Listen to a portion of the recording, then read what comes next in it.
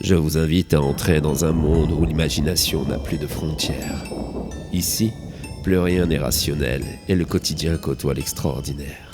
La réalité, elle, peut basculer à tout moment dans l'horreur. Les émotions s'entremêlent entre la peur, la tristesse et la joie. Dans cet endroit, vous allez vibrer. Vous allez ressentir beaucoup d'émotions. Vous allez vivre. Bienvenue dans mon imagination.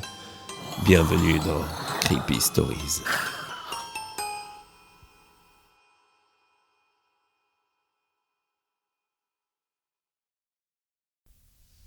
Je suis complètement perdu. Et avant que je ne puisse plus m'exprimer, j'enregistre ce témoignage sur mon smartphone, tel un geste complètement désespéré, comme si quelqu'un pourrait le trouver. Au prochain cycle jour-nuit, je ne serai plus de ce monde. D'ailleurs, dans quel monde je me trouve? Cette forêt n'a rien d'une forêt normale. Elle est vivante, organique, et elle m'absorbe peu à peu. Pourtant, je voulais juste prendre l'air, juste me promener dans la nature. Je ne saurais pas dire combien de vraies nuits et de vrais jours se sont écoulés depuis que je suis ici. Je me souviens juste de la date réelle du jour où j'ai pris ma voiture en quête d'un petit coin de nature. Après être resté trop longtemps confiné, j'avais juste besoin de prendre l'air. Tout a commencé le 15 mai 2020. C'était un vendredi, je crois. Je ne travaillais pas ce jour-là. J'avais une envie irrésistible de prendre l'air, d'aller me promener, libre en harmonie avec la nature. J'ai donc pris ma voiture en quête d'une forêt, d'un sentier de nature où je pourrais me ressourcer. Ça faisait des années que je n'avais pas ressenti un tel besoin, mais le confinement que l'on venait de traverser n'y était certainement pas étranger. J'ai toujours été un amoureux des balades, un électron libre qui va où bon lui semble, l'opposé d'un sédentaire. Autant vous dire que les 2 mois de confinement avaient été un véritable calvaire pour moi. Alors ce vendredi 15 mai, j'ai pris ma voiture avec un sentiment de liberté qui faisait plaisir à ressentir. J'ai roulé à la recherche de ce petit coin de nature sauvage. Pour l'occasion, j'avais enfilé mes baskets. J'avais pris un sac à dos avec de l'eau, un peu de sucrerie. Et hop, je m'étais mis en route. Je n'ai pas mis longtemps à trouver ce petit coin de forêt, dans un endroit que je ne connaissais pas. Une belle forêt, verdoyante, illuminée par des rayons du soleil qui traversaient les arbres. J'ai garé ma voiture sur le côté et j'ai commencé à emprunter le petit sentier sur le côté de celle-ci. Il n'y avait aucune autre voiture garée, gage du fait que j'allais certainement être le seul dans cette dernière, ce qui, j'avoue, me plaisait beaucoup. J'ai commencé à marcher dans ce sentier sous les arbres, avec cette odeur si propre à ce genre d'endroit. Je m'y sentais déjà bien. Je m'enfonçais un peu plus dans cette dernière, rassuré du fait qu'elle ne semblait pas trop profonde, pas trop grande. Et je découvrais des endroits magnifiques que seuls les amoureux de la nature comme moi peuvent apprécier. J'avançais donc, en regardant chaque paysage que m'offrait cette magnifique forêt dont je ne connaissais même pas l'existence et qui était si proche de chez moi. C'est là, à cet instant, que pour la première fois, je l'ai entendu.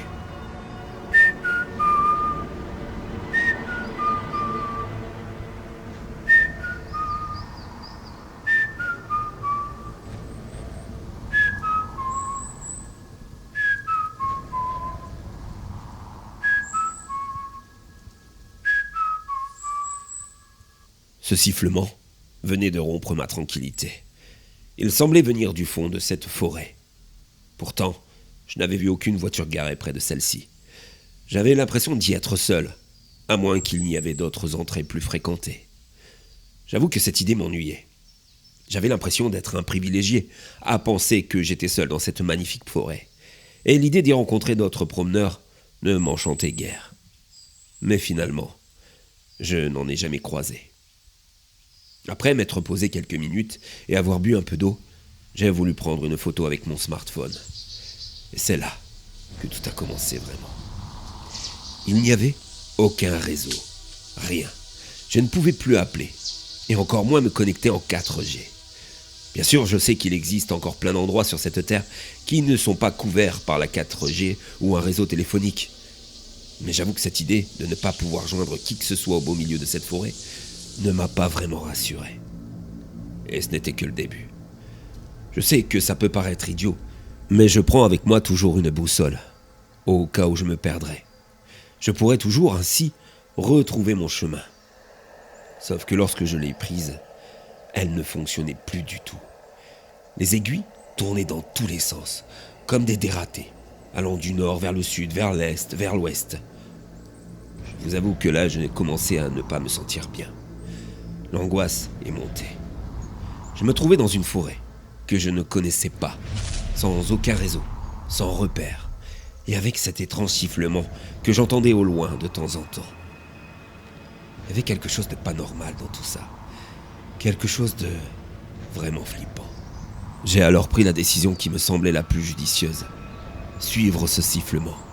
Il ne pouvait provenir que d'un être humain, et donc certainement que ce dernier connaîtrait la sortie. Pourtant, au plus j'avais l'impression de m'en approcher, au plus il me donnait la sensation de s'éloigner de moi. Et je découvrais qu'à le suivre, je m'étais encore plus enfoncé dans la forêt. C'est là que j'y ai vu des choses encore plus étranges. La forêt qui m'entourait semblait être différente.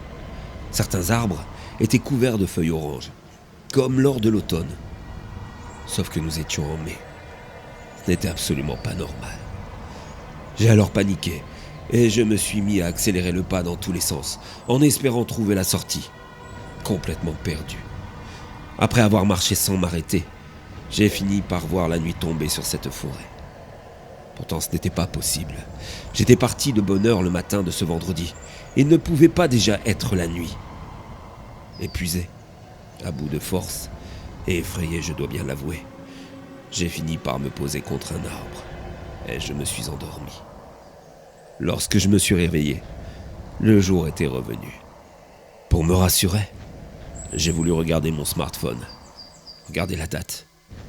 Et là, j'ai découvert avec effroi que le pouce de ma main droite avait complètement disparu. Il n'y était plus, comme si je n'en avais jamais eu. J'étais effrayé. Je me suis effondré. J'ai bien dû rester 1 heure prostré sur moi-même. Quelque chose m'avait enlevé ce pouce, mais sans me faire une blessure. Il n'y avait pas de traces, pas de sang. J'ai compris à cet instant que j'étais dans un endroit vraiment pas comme les autres, qu'il fallait absolument que je le quitte. Je me suis remis en route, mais méthodiquement. J'ai posé ma veste près de l'arbre où je m'étais endormi, comme un point de repère, et j'ai décidé d'avancer dans une direction tout droit. Et que si après avoir fait énormément de pas dans cette direction, je ne trouvais pas la sortie, je reviendrais sur mon chemin pour retourner auprès de ma veste, et que je recommencerais dans une autre direction.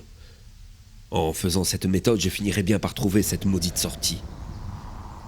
J'ai procédé ainsi pour 2 directions. En vain. Je me suis alors posé à nouveau, fatigué, effrayé de la situation dans laquelle je me trouvais. C'est là que j'ai pris conscience de plusieurs choses étranges. J'étais dans cet endroit depuis plus d'1 journée, et pourtant, je n'avais ni faim ni soif. C'était bizarre. Je n'avais même pas eu l'envie de faire pipi.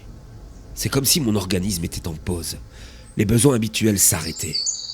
C'était flippant.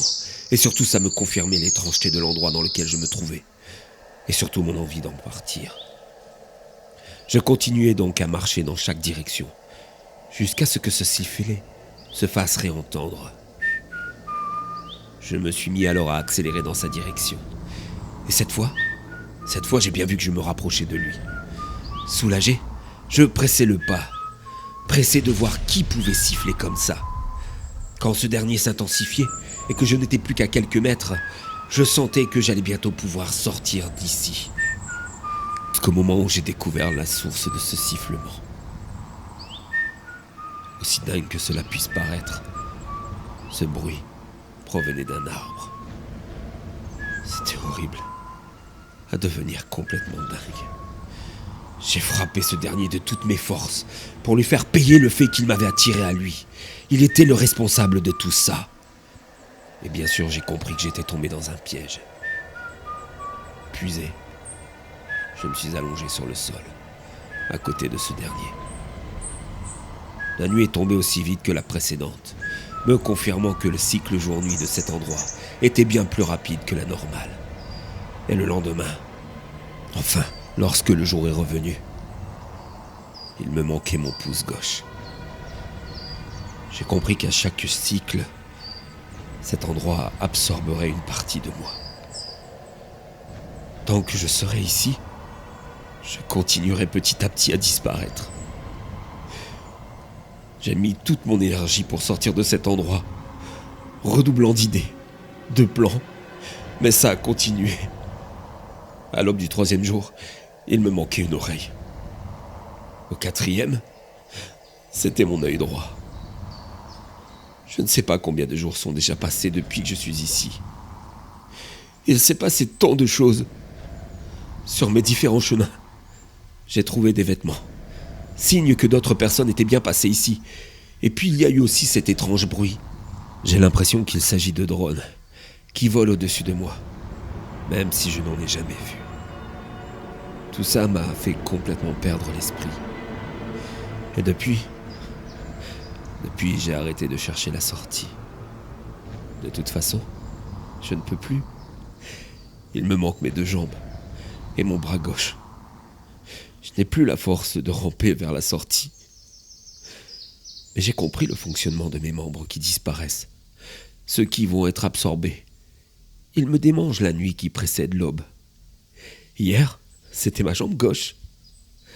Cette nuit, c'est ma tête qui me gratte. Rapport EXP24. Le sujet 003 vient de perdre la tête au point 12 des 4. Il ne reste que le tronc et le bras droit qui devraient être absorbés d'ici 2 cycles. Après ces 3 essais, je peux confirmer la classification Euclide. Le nom, la forêt organique. Il ne reste plus qu'à lui donner un numéro et à la confiner au plus vite, avant qu'il y ait d'autres sujets victimes. S'il te plaît, Raphaël, ne t'éloigne pas trop. Je ne connais pas cette forêt. Reviens ici. Attends maman, j'aime bien cet endroit. Oui, mais je préfère que l'on reste au bord de la forêt. Je ne veux pas qu'on se perde. Ok maman, ne t'inquiète pas. Je veux juste aller voir d'où vient ce sifflement.